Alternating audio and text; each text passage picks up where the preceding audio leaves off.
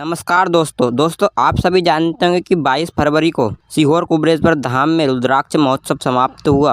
रुद्राक्ष महोत्सव समाप्त नहीं हुआ, रुद्राक्ष साल भर बटेंगे, लेकिन 7 दिवसीय कथा का समापन हुआ।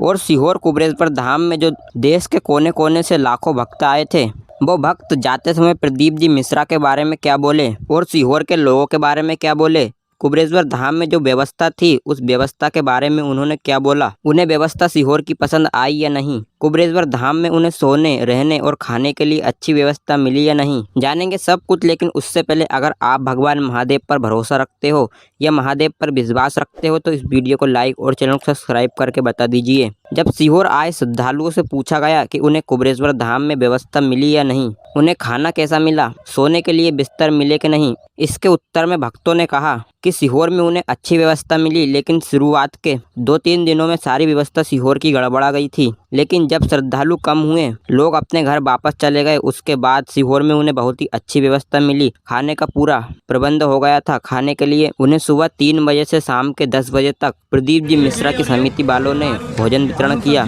और सोने के लिए पूरे पांडाल थे। उन पांडालों में लाखों के लाखों भक्त पूरे समा गए। जब श्रद्धालु से पूछा गया कि आपको प्रदीप जी मिश्रा जो उपाय बताते हैं, उन उपायों से आपको कोई लाभ हुआ है या नहीं, तो इस सवाल को सुनकर भक्त रो पड़े और रोकर कहने लगे कि भगवान महादेव ने, भगवान कुबरेश्वर बाबा ने उन पर ऐसी कृपा की जिससे उनके व्यापार चलने लगे, उनकी बीमारियां दूर होने लगी। कई सारे भक्तों से सवाल पूछे गए, लेकिन सारे भक्तों ने भगवान महादेव की कृपा उन पर होने का दावा किया। उन्हें बहुत सी परेशानियों से छुटकारा मिल गया, उनके घर में सुख शांति बनती है। पंडित प्रदीप जी मिश्रा की कथा सुनकर उनके घर में अब कोई लड़ाई झगड़ा नहीं होता और पंडित प्रदीप जी मिश्रा ने जितने भी उपाय बताए हैं वो उपाय सारे सिद्ध साबित हुए। भक्तों का यह भी कहना है कि वो अगर कई श्रद्धालु भावुक हो गए और कहने लगे कि अगर बाबा बोल दें तो मैं सारी ज़िंदगी कुबरेश्वर धाम में रहूं, मेरा तो यहाँ से जाने का मन भी नहीं कह रहा है। जब भक्तों से पूछा गया कि आपको शुरुआत के दिन में कोई परेशानी हुई या नहीं, तो इसके जवाब में कहा कि शुरुआत में कुबरेश्वर धाम में लगभग 20 लाख पब्लिक फैली हो गई थी और जिसके कारण अव्यवस्था हो गई। पूरे सीहोर में जाम लग गया और कितनी भी बड़ी समिति हो वो 20 लाख जनता का इंतजाम नहीं कर सकती।